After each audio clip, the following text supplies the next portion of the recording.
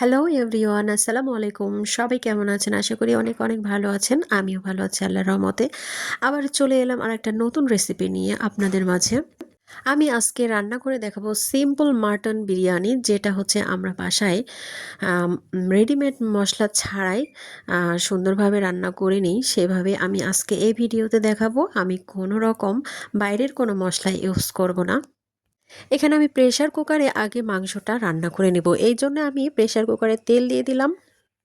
পেঁয়াজগুলো কুচি করে রেখেছিলাম, সে পেঁয়াজগুলো আমি একটু ভেঙে ভেঙে হাত দিয়ে একটু ভেঙে ভেঙে আমি তেলের উপর ছেড়ে দিচ্ছি। দিয়ে সুন্দর করে নাড়াচাড়া করে নিয়ে এটাকে আমি একটু মাংসটা কষানোর জন্য এটাকে একটু ভেজে নেব। পেঁয়াজটাকে সুন্দর করে ভেজে নেওয়ার পরে এই যে এগুলোকে আমি একটু ভেঙে দিচ্ছি, দিলে খুবই ভালো হয়। আর এখানে আমি হচ্ছে এক বাটি মাংস নিয়ে নিয়েছি। 1 কেজির মতো, এর থেকে একটু বেশি হতে পারে, আমার কোনো আইডিয়া নেই। আসলে এখানে আমি সম্পূর্ণটাই ঢেলে দিলাম।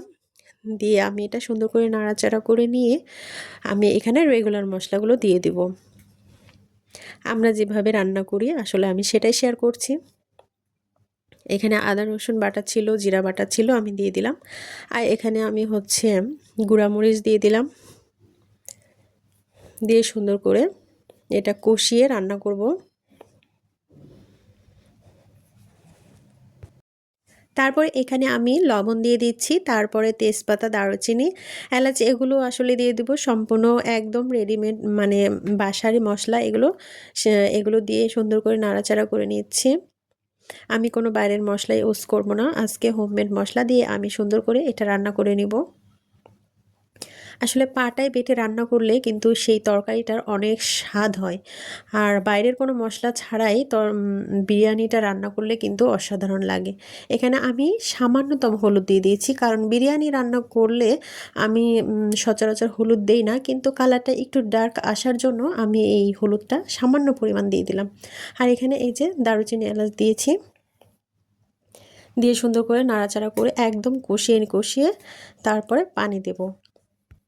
ভিডিওর শুরুতে বলে রাখি, আপনারা একটা লাইক দিতে অবশ্যই কখনোই ভুলে যাবেন না।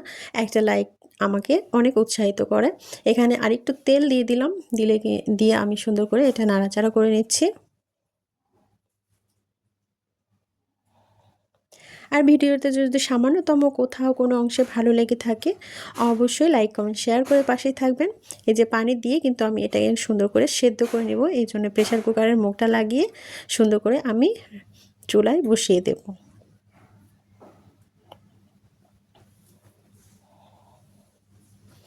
সবাই বলবে যে এটা হচ্ছে কমন রান্না। আসলে যারা হচ্ছে নতুন, রান্নার কাজে খুবই হচ্ছে কাঁচা, তারা কিন্তু এটা অবশ্যই রান্না করতে পারে না। অনেক কিন্তু সার্চ করে, এর জন্যই কিন্তু নতুনদের জন্য আমার ভিডিওটা আপাতত বানানো। এখানে আমি প্যানে তেল দিয়ে দিয়েছি বেরেস্তা করার জন্য। এখানে এই জন্য আমি পেঁয়াজটা সুন্দর করে আমি বেরেস্তা করে নিব।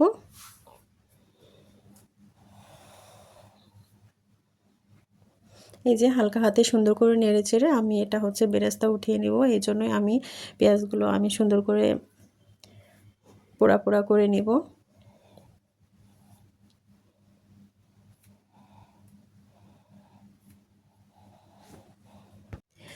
ভিডিওটি কখনোই টেনে টেনে দেখবেন না ভিউয়ার্স, একদম ফুল ওয়াচ করে দেখবেন। যদি টেনে টেনে দেখেন তাহলে কিন্তু আপনার চ্যানেলেরও সমস্যা, আমার চ্যানেলেরও সমস্যা।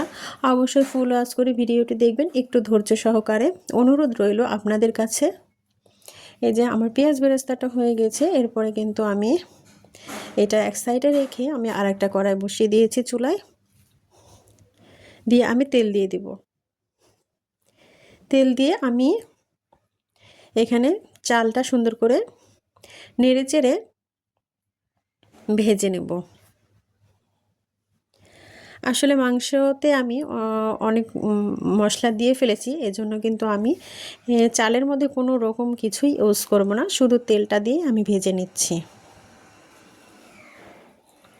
এটা অনেকভাবে রান্না করা যায়, কিন্তু আমি একদম সহজ পদ্ধতি, একদম সিম্পল উপায়ে সাদামাটাভাবে আমি এটা রান্না করে আজকে দেখালাম। এই যে সুন্দর করে নেড়ে চেড়ে আমি একদম হচ্ছে ভেজে নিব চালটাকে।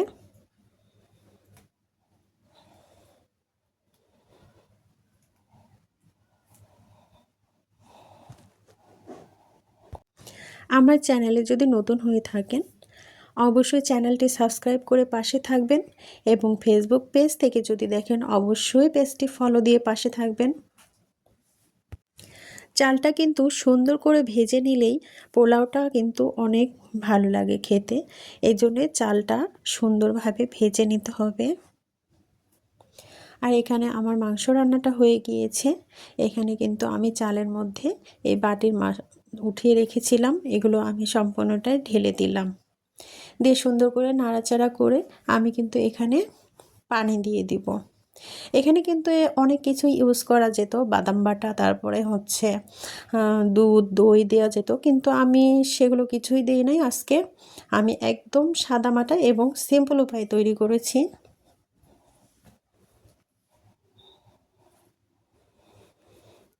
এরপরে দেখুন আমি পানি দিয়ে সুন্দর করে ঢাকনা দিয়ে ঢেকে সেদ্ধ করে নিব সম্পূর্ণটাই।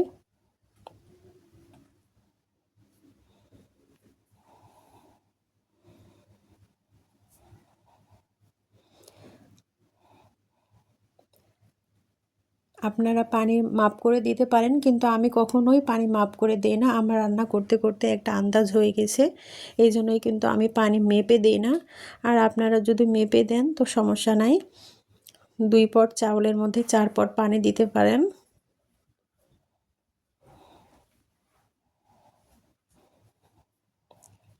এখন ঢাকনাটা দিয়ে সুন্দর করে ঢেকে দিচ্ছি।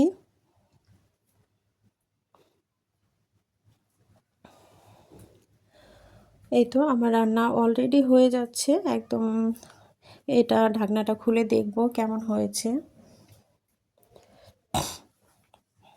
যারা আমার চ্যানেলে অলরেডি আছেন এবং সবসময় ভালোবাসা দিয়ে থাকেন, ভিডিওটি সুন্দরভাবে ফুল ওয়াচ করেন, তাদেরকে অনেক অনেক ভালোবাসা। এই ভিডিওর মধ্যে আমি একটা জিনিস শেয়ার করলাম, আমি কি দিয়ে ভিডিও তৈরি করি সেটাই আমি আসলে শেয়ার করলাম। এই যে আমি এটা দিয়ে ভিডিও তৈরি করি, এটার দাম বেশি না, 1000 টাকা দিয়ে এটা কিনেছিলাম। আর ঢাকনাটা আমি তুলে এটা সুন্দর করে নাড়াচাড়া করে দিচ্ছি। এই স্ট্যান্ড দিয়ে ভিডিও তৈরি করলে কিন্তু ভালো হয়, আর নড়াচড়া করে না, একদম স্থিরভাবে থাকে। আর একটা স্ট্যান্ড আছে অনেক বড়, সেটা আমি সচরাচর ইউজ করি না, যখন প্রয়োজন হয় তখন ইউজ করি, করলে ভালো হয় আর কি। এখানে আমি একটু ঘি দিয়ে দিব, বেরেস্তাটা দিয়ে দিলাম, তারপরে আমি একটু ঘি দিয়ে দিব, দিয়ে 2-1টা কাঁচামরিচ দিয়ে আমি এটা ঢাকনা দিয়ে ঢেকে দিব।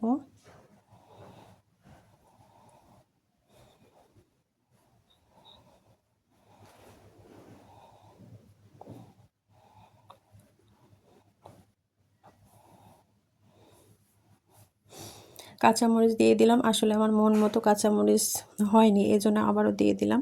দিয়ে ঢাকনা দিয়ে ঢেকে দিলে কিন্তু একটা সুন্দর ঘ্রাণ আসে, সেই ঘ্রাণটা আমার খুবই ভালো লাগে। কাঁচামরিচ ছাড়া কোনো কিছু আসলে কল্পনা করা যায় না।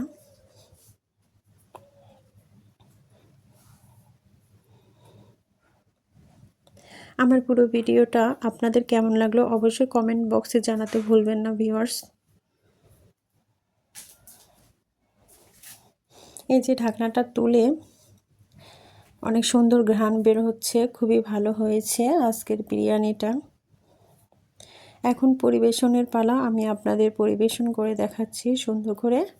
এক এক করে প্লেটে আমি উঠিয়ে দেখাচ্ছি, দেখুন কতটা সুন্দর এবং লোভনীয় হয়েছে।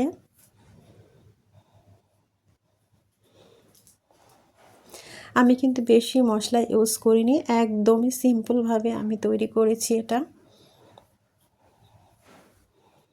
আসলে যার যেটা ইচ্ছা, আমাদের বাসার কেউ বেশি মশলা পছন্দ করে না, কিন্তু মাঝে মধ্যে মেহমান আসলে কিন্তু দিতেই হয়।